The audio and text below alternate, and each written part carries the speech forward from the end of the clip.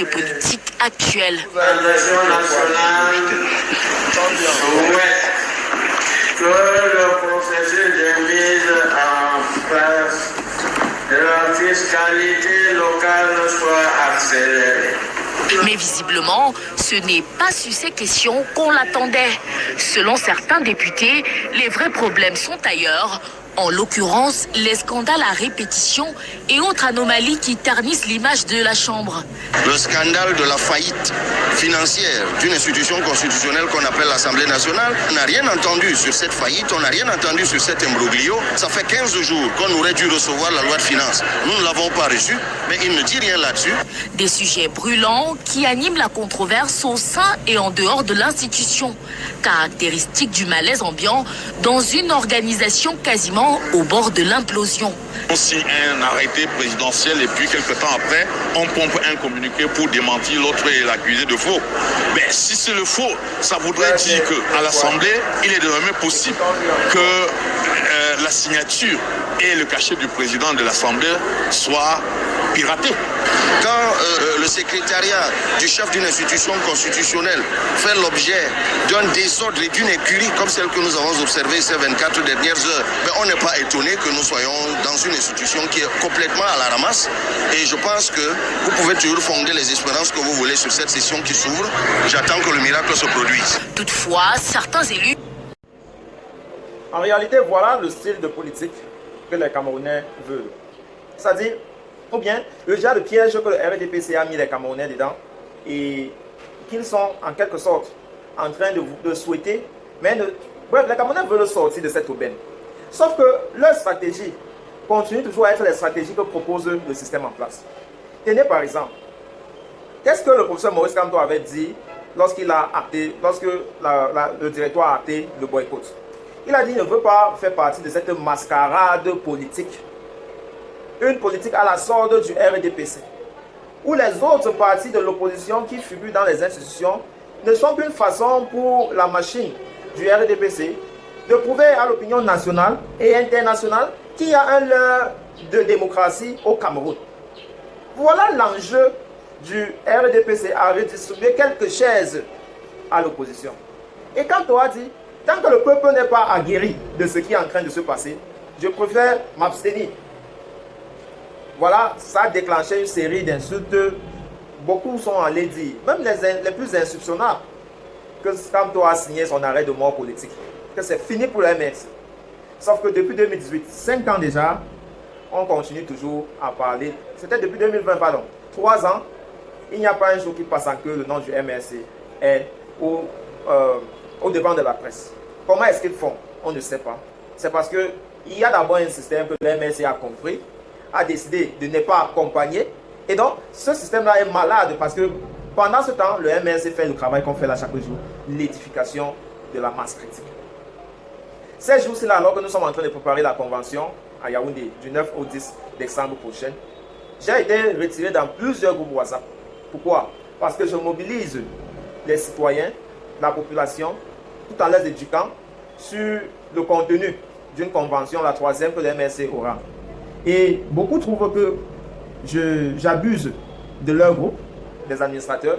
J'en ai eu cette difficulté-là dans les groupes d'églises, les églises que j'ai fréquentées, pas en tant que membre lambda. Mais on va y revenir parce que lorsque je fais mes publications, je le fais pour monsieur tout le monde. Je me suis déjà mis à la place de tous ceux qui ont des groupes dans lesquels j'appartiens. Je me suis dit à un moment donné, si c'est une autre personne qui partageait les messages d'une autre partie politique, peut-être que le RDPC ou alors le SCF, comment est-ce que je devais me sentir?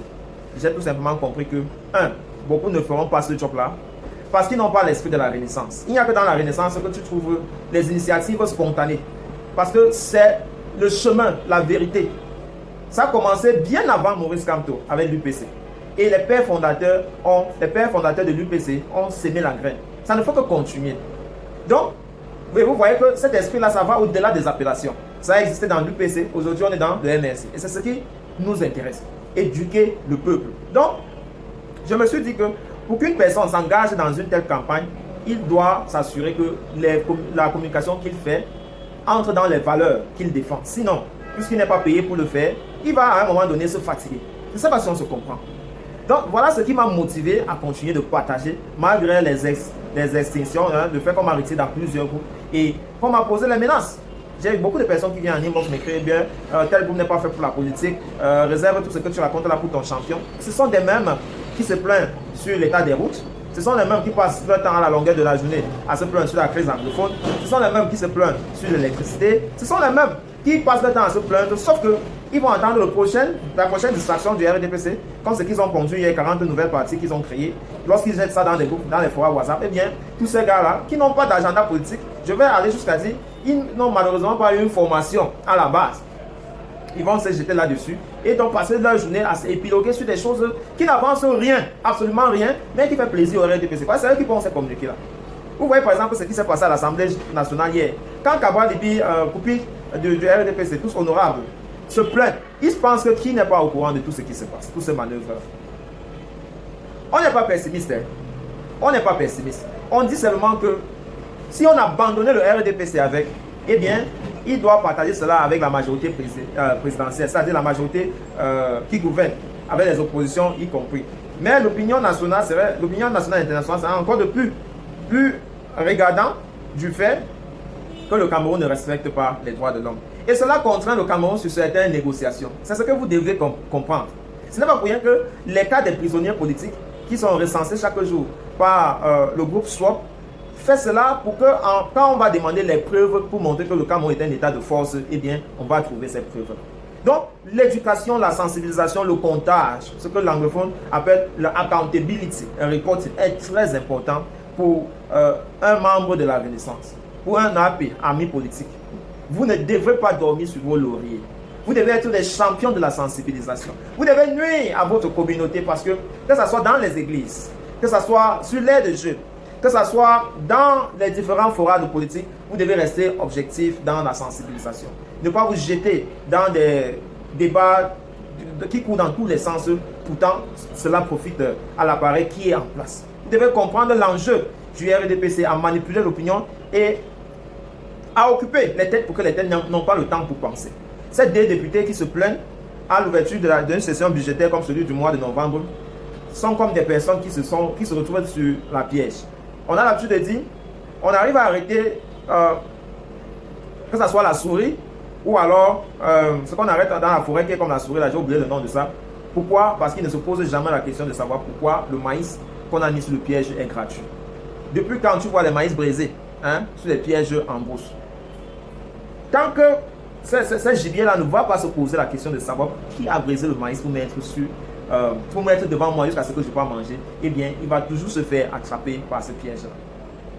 Avant que tu ne gagnes un siège dans le RDPC, dis-toi pourquoi est-ce qu'on n'arrive pas à pénétrer le terrain politique. Qui sont ceux qui font ombrage? Ce n'est pas Paul Biya à Yaoundé. Je dis, c'est d'abord tes propres frères. Si tu es dans un bureau, celui qui t'empêche de pouvoir sensibiliser, celui qui a un problème avec toi parce que tu mets la communication du MS sur ton statut, tous ces gens-là qui ont un regard violent vers toi, parce que tu restes focalisé sur le projet de la Renaissance, c'est d'abord eux. Parce que s'il faut en finir avec toi, ça passera d'abord par eux. Monsieur Biandon, c'est quelqu'un qui va te faire la conséquence. C'est-à-dire, il va te constater qu'il est totalement ignoré lorsque on va réussir à continuer à sensibiliser. Combien de temps est-ce que ça va prendre? Le temps, c'est pour Dieu. Le temps n'appartient pas à l'homme. Donc, ce n'est pas un débat pour toi et moi là-bas. Notre débat, c'est chaque jour avant de dormir. La question, c'est, tu as parlé à combien de personnes sur la libéralisation du Cameroun, du joug du néocolonialisme? Avant de te lever le matin, tu dois avoir un objectif sur le nombre que tu dois atteindre, sur la stratégie que tu vas utiliser. Comme ça, chaque fois que tu as une pause, tu prends pour formuler tes messages. Ce n'est pas à l'instant que tu veux publier que tu formules les messages. Ça doit être formulé bien avant. Retrouvons-nous très prochainement. Restez scotchés, à très bientôt.